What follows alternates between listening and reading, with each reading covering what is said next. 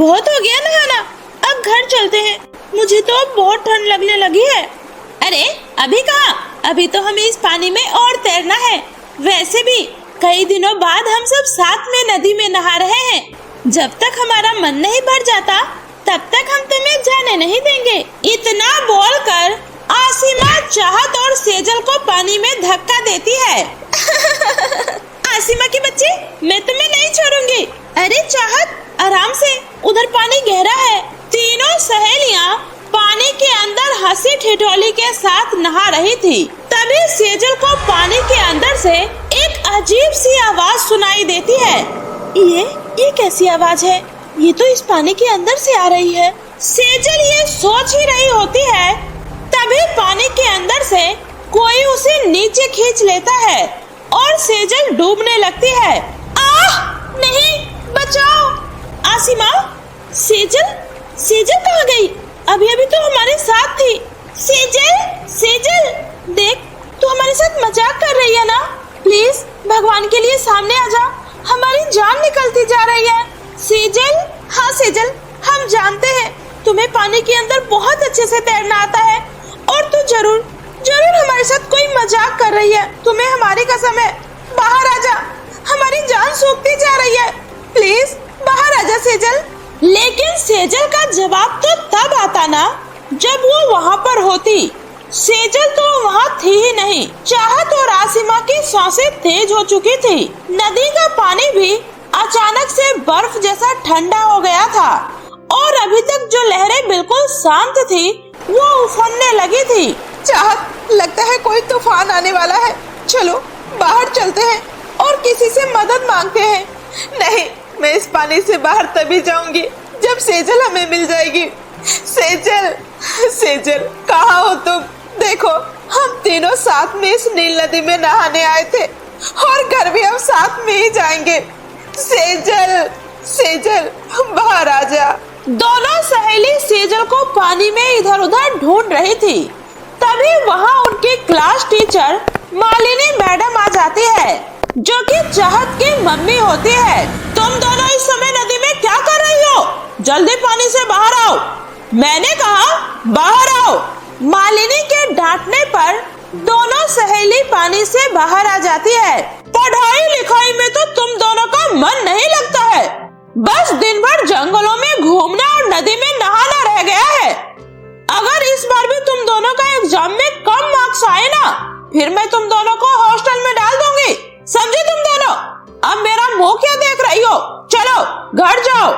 ठीक है मम्मी, हम जा रहे हैं। आसिमा, चलो। आसिमा के साथ नहीं, मेरे साथ चलो, मुझे तुमसे कुछ काम है। और हाँ आसिमा, अब तुम भी घर जाओ, तुम्हारी माँ भी घर पर परेशान हो रही होगी। इतना बोलकर चाहत अपनी माँ के साथ चली जाती है। वहीं आसिमा घर जाने की जगह वापस से नदी के किनारे बैठकर रोने लगती है। सेजल, मैं जानती हूँ तुम इसी तालाब के अंदर हो। मैं तुम्हें इस तरह छोड़कर नहीं जा सकती हूँ। मैं तुम्हें ढूंढकर जरूर लाऊंगी। अगर जिंदा बचे तो दोनों साथ में बाहर आएंगे, वरना। आसिमा जैसे ही पानी में कूदने वाली होती है, तभी चाहत उसका हाथ पकड़ लेती है। चाहत, तू अपनी मम्मी के साथ नहीं गई? नहीं आसिमा, मैं अपने दोस्तों को ऐसे मुसीबत में अकेले छोड़कर नहीं भाग सकती हूँ। सेजल को अब हम साथ में ढूंढेंगे, चलो। इतना बोलकर दोनों सहेली पानी के अंदर कूद जाती है। अरे यहाँ तो पानी के अलावा कुछ भी नहीं है। सेजल, कहाँ हो तुम? सेजल। दोनों पानी में गिरते गिरते पानी की गहराई तक चली जाती है। तभी वो देखती है पानी के अंदर एक अलग ही दुनिया बसी हुई है, जहाँ एक बहुत ही आलीशान स्कूल बना हुआ है। आसिमा, ये कैसे हो सकता है? ये स्कूल तो बिल्कुल अपने स्कूल के जैसा दिख रहा है, लेकिन इस नदी के इतने नीचे, इस गहराई में, इस स्कूल में आखिर कौन पढ़ाई करता होगा? वो सब छोड़ चाहत, हम पहले सेजल को ढूंढते हैं। और मुझे तो पक्का यकीन है सेजल जरूर इसी स्कूल के अंदर होगी। चलो अंदर चलकर देखते हैं। इतना बोलकर दोनों सहेली उस स्कूल के अंदर जाती है। यहाँ तो सब कुछ बिल्कुल अपने स्कूल के जैसा है। यहाँ का कॉरिडोर, क्लासरूम, सब कुछ। दोनों सहेली हैरानी से ये सब देख रही थी। तभी अचानक से क्लास की घंटी बजती है और एक बूढ़ा चौकीदार वहाँ आता है और दोनों को अपने साथ ले जाता है और एक अंधेरे क्लासरूम के अंदर दोनों को बंद कर देता है। चाहत, ये कैसी जगह है? मुझे तो यहाँ बहुत डर लग रहा है। पता नहीं हमारी दोस्त सेजल कैसी होगी। आसिमा, मुझे तो लगता है सेजल को भी जरूर इसी बूढ़े आदमी ने इसी तरह किसी अंधेरे क्लासरूम में कैद करके रखा है। हमें किसी भी हाल में अपने दोस्त को यहाँ से आजाद करवाना है, इसलिए हमें हिम्मत से काम लेना होगा। हाँ, अगर हम यहाँ तक आए हैं तो अपने दोस्त को यहाँ से आजाद किए बिना यहाँ से नहीं जाएंगे। इसी तरह 2 दिन बीत जाता है, लेकिन दोनों को उस अंधेरे क्लासरूम से बाहर निकलने का कोई भी रास्ता नहीं मिलता है। आसिमा, हम मेरी हिम्मत जवाब दे चुकी है। लगता है हमारा आखिरी समय आ गया। भूख और प्यास से मेरी जान निकलती जा रही है। हिम्मत से काम ले चाहत, हम यहाँ अच्छाई के लिए आए हैं और बुराई चाहे कितनी भी ताकतवर क्यों ना हो, अच्छाई के सामने घुटने टेक ही देती है। वे दोनों बात कर ही रही थी, तभी वो चौकीदार फिर से वहाँ आता है और दोनों को क्लासरूम से बाहर निकालता है। आपको हमारी मैडम ने बुलाया है, आप दोनों मेरे साथ चलिए। उसके बाद चौकीदार दोनों सहेली को एक क्लासरूम में लेकर जाता है, जहाँ सेजल कुछ भूतिया स्टूडेंट को पढ़ा रही होती है। सेजल, मेरी दोस्त, तू ठीक तो है ना? आखिरकार हमने तुम्हें ढूंढ ही लिया। तू बिल्कुल भी चिंता मत कर, तू अब अकेली नहीं है, हम दोनों तुम्हारे साथ हैं। इन लोगों ने तुम्हें यहाँ कैद करके रखा है ना? कितनी भोली और बददिमाग हो तुम दोनों। इन लोगों ने मुझे कैद नहीं किया है, बल्कि तुम दोनों हमेशा के लिए मेरी गुलाम बन चुकी हो। मैं इस भूतिया स्कूल के मालकिन हूँ। सेजल, ये तो क्या कह रही है? तू पागल हो गई है क्या? देख हम मजाक छोड़। भूख प्यास से हमारी जान निकलती जा रही है और तू हमारे साथ मजाक पर मजाक किए जा रही है। मजाक? तुम दोनों कितनी मासूम हो। एक अनजान लड़की से 1 साल में ही इतनी गहरी दोस्ती हो गई कि उसके लिए तुम दोनों यहाँ तक आ गई। तुम दोनों ने कभी मेरे बारे में जानने की कोशिश नहीं की कि मैं कौन हूँ, कहाँ रहती हूँ। सेजल, हम तो बस ये जानते हैं कि तुम हमारे दोस्त हो। बिल्कुल गलत, मैं तुम्हारी दोस्त नहीं हूँ। मैं तो आज से 10 साल पहले ही इस नदी में डूबकर मर चुकी हूँ। क्या? तुम इसका मतलब तुम भूत हो? हाँ, आज से 10 साल पहले मैं भी तुम्हारी तरह उसी स्कूल में पढ़ती थी। मैं पढ़ाई में बहुत होशियार थी। मैं पढ़ लिख कर एक शिक्षक बनना चाहती थी।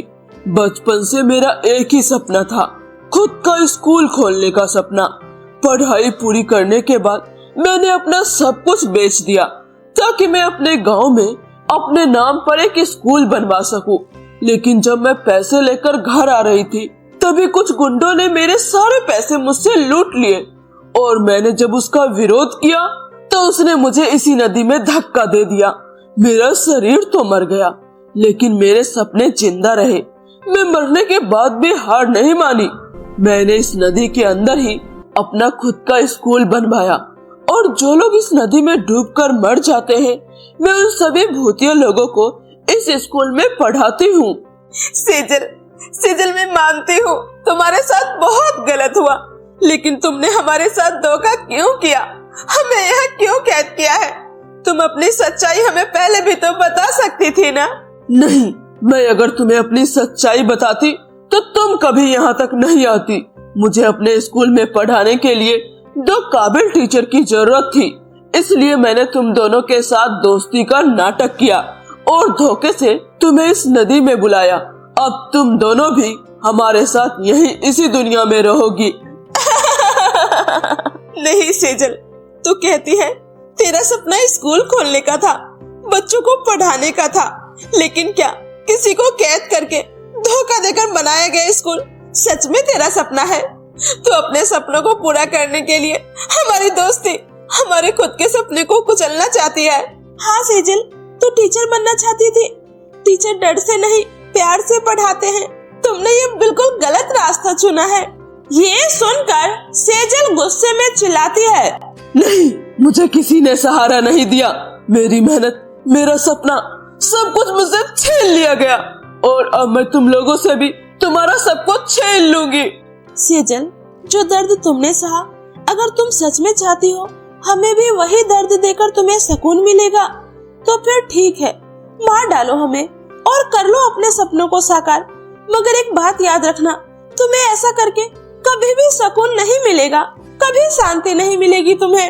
ये सुनकर सेजल की आंखों से आंसू बहने लगता है। मैं बस अपना सपना पूरा करना चाहती थी। मैं बदले की आग में अंधी हो गई थी। तुम दोनों ने मेरी आंखें खोल दी। मैं तो अपना सपना पूरा न कर सकी, लेकिन तुम दोनों अपना सपना जरूर पूरा करना। मैं अब इस दुनिया को छोड़कर हमेशा के लिए यहाँ से जा रही हूँ। अलविदा मेरी दोस्त, अलविदा। इतना बोलकर सेजल एक रोशनी में बदल जाती है और दोनों सहेली सही सलामत नदी के किनारे होती है।